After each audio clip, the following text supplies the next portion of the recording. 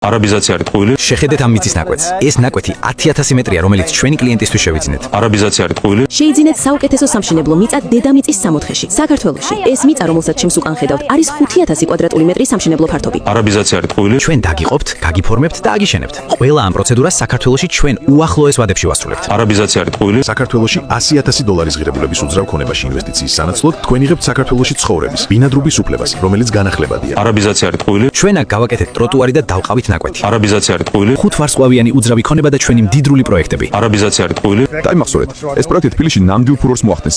ტერიტორია მოიცავს 8000 კვადრატულ მეტრს გამწვანებას, სპორტულ მოედნებს, საცურაო აუზებსა და სავარჯიშო დარბაზს.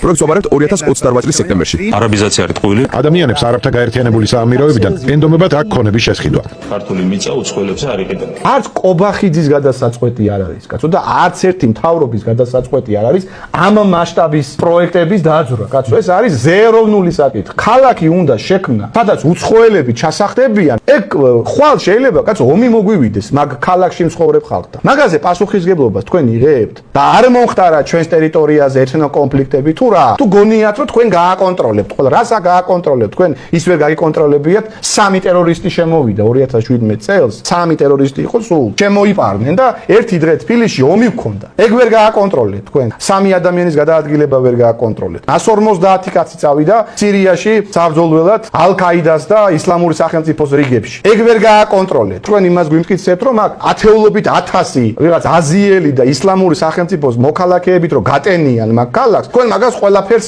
გააკონტროლებთ და ეგ ხალხი ჰარმონიულად ინტეგრირდება ქართულ ერთიან ქსოვილში და აქ იქნება სრული ჰარმონია. არ მოხდება ეგ.